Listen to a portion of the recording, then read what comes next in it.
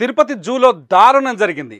ఎన్క్లోజర్లో ఉన్న సింహాన్ని చూడడానికి వెళ్ళిన ఒక వ్యక్తి లోపలికి వెళ్ళిపోయి సింహంతో సెల్ఫీ దిగడానికి ట్రై చేశాడు. ఈ క్రమంలో సింహాన్ని చూసి ఎన్క్లోజర్ లోపలే ఉన్న ఒక చెట్టుపైకి ఎక్కేశాడు. సింహాన్ని చూసి భయపడిపోయారు. చెట్టుపైకి ఎక్కిన తర్వాత ఆ సింహం అరుపులను చూసి కాలు జారి చెట్టుపై నుంచి కింద పడిపోయాడు. దీంతో సింహం అతనిపై దాడి చేసింది. అతని మెడ భాగంలో కొరికేయడంతో అతని ప్రాణాలు పోయాయి. తేజస్ అకాడమీ స్థాపించిన 12 సంవత్సరాల్లో 1918 డిఫెన్స్ ఉద్యోగాలతో పాటు ఇంటర్లో రాష్ట్ర స్థాయి మార్కు సాధించి తెలంగాణ నెంబర్ 1 గా నిలిచిన తేజస్ తెలుస్తోంది.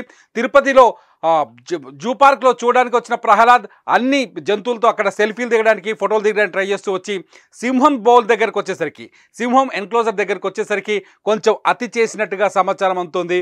సింహం బోన్లోకి వెళ్ళి దాంతో లాంగ్గా ఒక సెల్ఫీ తీసుకోవాలని ప్రయత్నించాడు.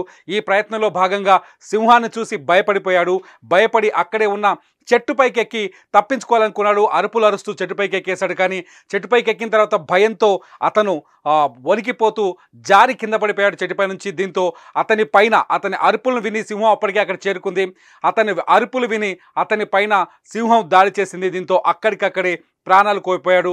సింహం అతని మెడ భాగంలో కొరికిందని చెప్పేసి స్థానికంగా ఉన్న వాళ్ళు ప్రత్యక్ష సాక్షులు చెప్తున్నారు. ప్రస్తుతం తిరుపతి జూ పార్క్ దగ్గర ఉద్రిక్త వాతావరణం కొనసాగుతోంది.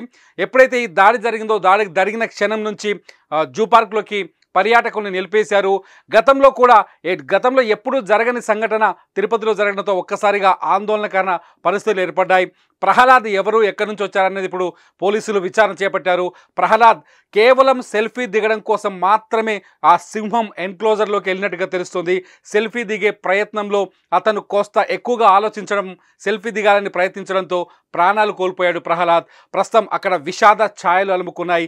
అక్కడ పర్యాటకులు ప్రహ్లాద్ డెడ్ బాడీని చూసి ఆందోళన చెందుతున్నారు, బాధపడిపోతున్నారు. ఎందుకంటే అతని ఒంటి మీద ఒక ప్యాంట్ తప్ప అతని బట్టలన్నీ చింపేసింది సింహం. అతని మెడపైన గట్టిగా దాడి చేసింది. ఈ దాడిలో ప్రహ్లాద్ అక్కడికక్కడే ప్రాణాలు కోల్పోయినట్టుగా తెలుస్తుంది. ప్రస్తుతం చాలా సెన్సేషనల్ సీన్గా జరుగుతుంది. గతంలో హైదరాబాదులో కూడా ఇటువంటి సీనే జరిగింది. ఒక వ్యక్తి పీకల దాకా తాగి పులి ఉన్న ఎన్క్లోజర్లోకి వెళ్ళడానికి ప్రయత్నం చేశాడు.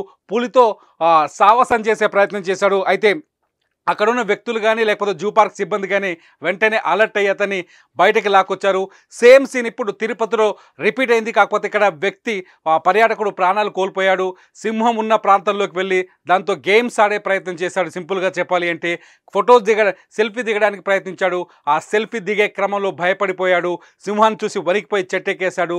చెట్టుపై నుంచి జారి కింద పడిపోయి ఏకంగా ప్రాణాలు కోల్పోయాడు ప్రహ్లాద్. ప్రస్తుతానికి జూ పార్క్ని క్లోజ్ చేశారు. అందులోకి పర్యాటకుల్ని అనుమతించట్లేదు.